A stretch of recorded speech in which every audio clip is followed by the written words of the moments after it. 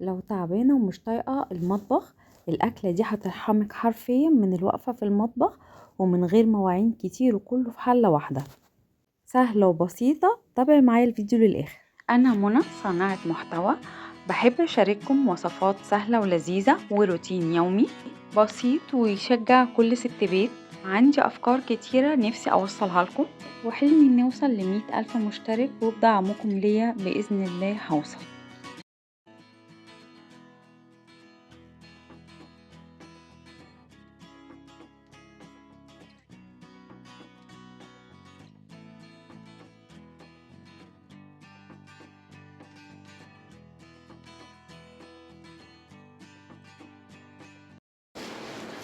مساء الخير يا حلوين. النهارده بقى قلت هنعمل اكله. اوعى وشك. قلت هعمل اكله بما ان النهارده اول يوم لينا هنا.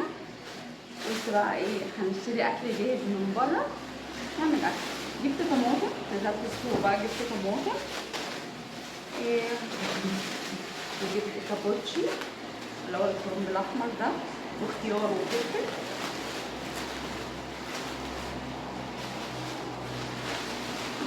وبصل وثوم، وطبعا بقى لزوم الشيء اهم حاجه فراخ،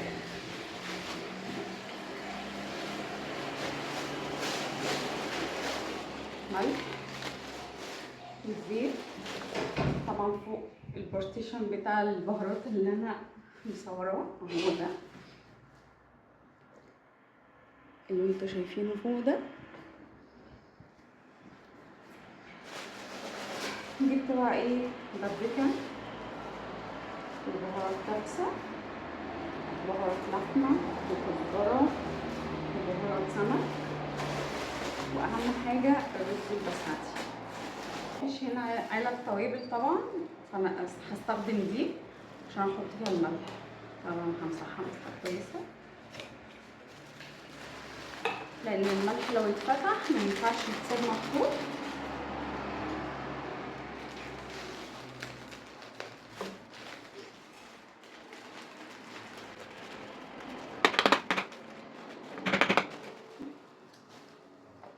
الست المصريه لما تحب تشغل دماغها.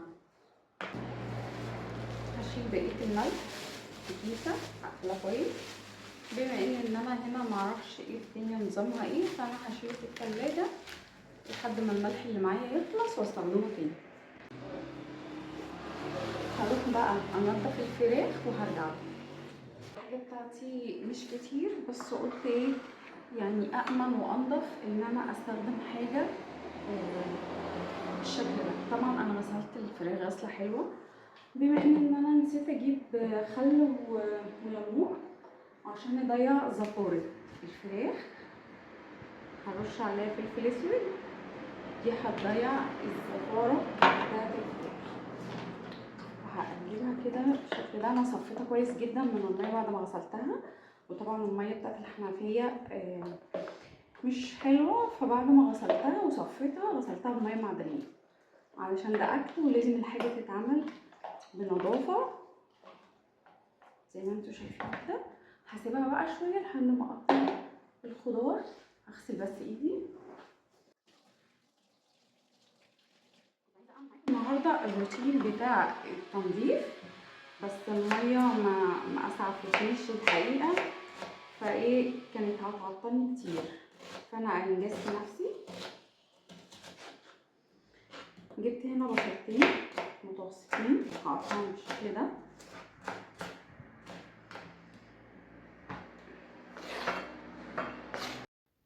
هنا بعد ما قطعت بصلتين متوسطين و4 فصوص توم وعدد 2 طماطم، هقطعهم بالشكل ده. وانا حبيت اسرع الفيديو علشان ما يبقاش طويل عليكم.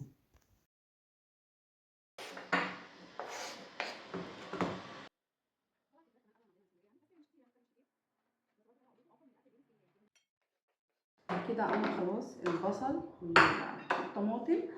الفلفل هيتحط زي ما هو. يلا بينا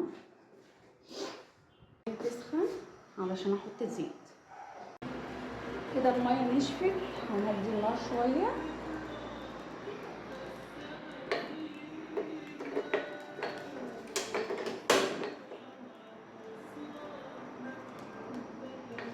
عشان الايادي ما تتحرقش هنزل بالزيت. بسم الله الرحمن الرحيم.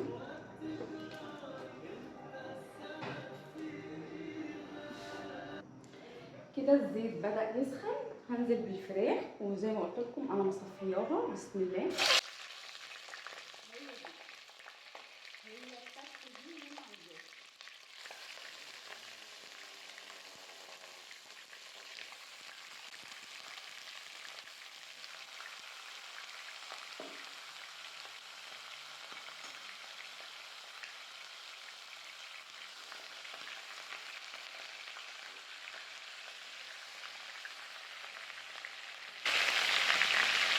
هسيبها تاخد وش من تحت واغطي عليها وارجع اقلبها.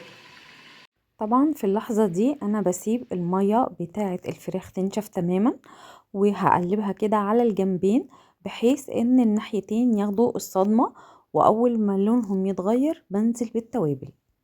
واهم خطوة لازم المية تكون نشفت، لان المية لو اتسابت بتاعة الفراخ بتزفر الاكل كله.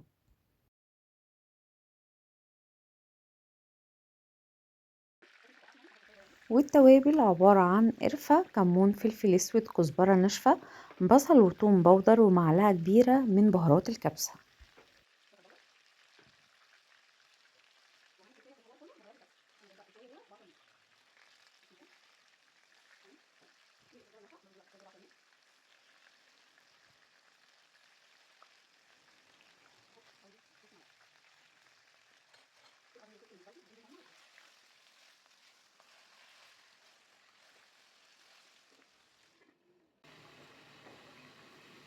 بعد كده هنزل بالبصل والثوم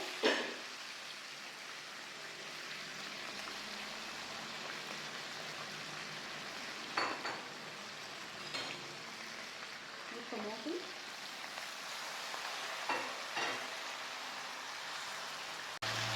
هقلب كل دول مع بعض.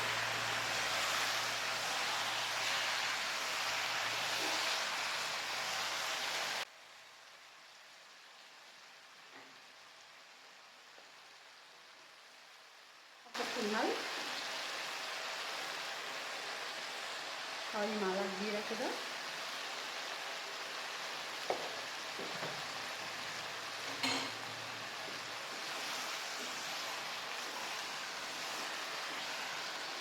هو المفروض كانت الفراخ عايزه حله اكبر بس يلا. هننزل بقى بالميه السخنه. بسم الله.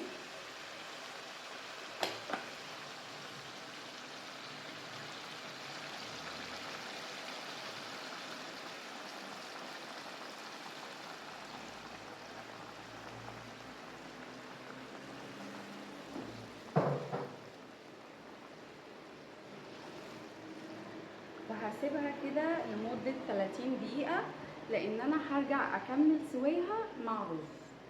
واغطي كده وهروح انقع الرز في ميه لحد ما يمر ال 30 دقيقه. نفسي بقى اوريكم الريحه عامله ازاي.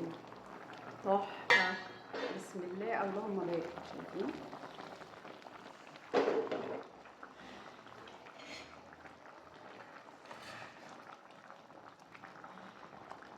كده يعتبر الفراخ استوت. هسيبها شويه كمان. كده بعد ما عدت 20 دقيقه هفتح عليها. بسم الله. الفراخ لسه شويه. هقفل عليها تاني واسيبها 10 دقايق. كده بعد ما عدت 30 دقيقه بالظبط هنسمي بسم الله ونشوف ايه الاخبار. بسم الله. لا هي كده تمام. لا استوت. انا طبعا كنت ناقعه الرز لمده النص ساعه وغسلته كويس جدا وصفيته. هنزل. بسم الله.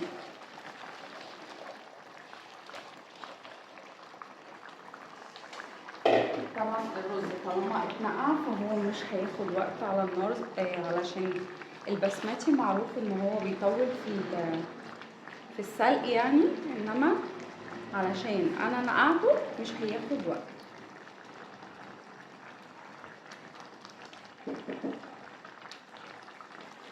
فاول ما الرز يتشرب ههدي النار. دي عاليه جدا فهنقلها على العين التانية. بسم الله.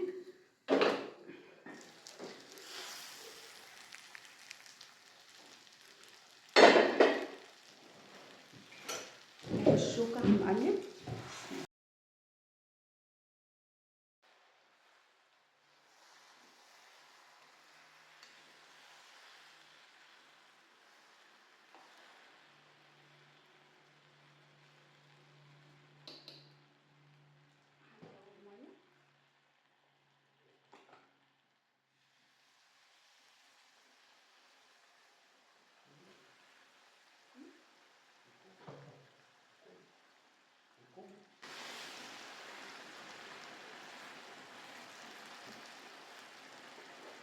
هنرجع نغطي عليه. بسم الله.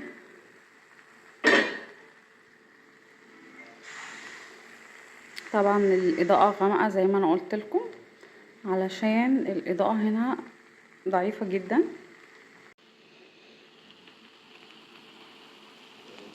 سمي بسم الله.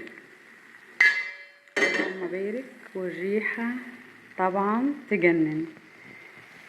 شايفين الجمال. هنغرف بقى.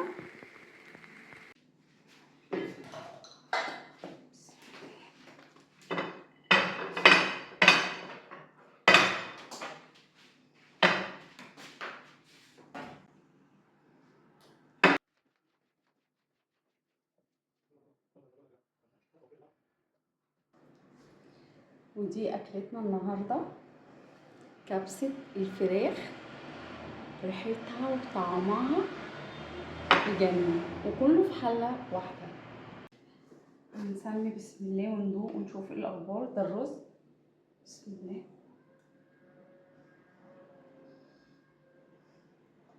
تحفة. في الفراخ بصوا دابت ازاي. بسم الله.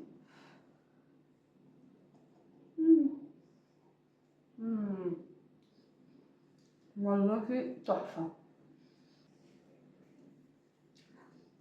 نفسي اقول لكم تعالوا اتفضلوا معايا. سهلة جدا وبسيطة وما اخدتش وقت وفي حلة واحدة. ودي اكلتنا النهاردة، كبسة الفراخ. ريحتها وطعمها يجنن وكله في حلة واحدة. ولو انتوا بتتفرجوا لحد دلوقتي انا بشكركم جدا. انا بفرح جدا جدا بالكومنتات اللي انتوا بتسيبوها لي. ربنا يخليكم ليا وما يحرمنيش منكم ابدا يا رب. يا رب يكون الفيديو عجبكم. لو بتشوفوه لحد دلوقتي لايك وشير واشتراك في القناة، واستنوني ان شاء الله في الفيديو جاي. باي باي.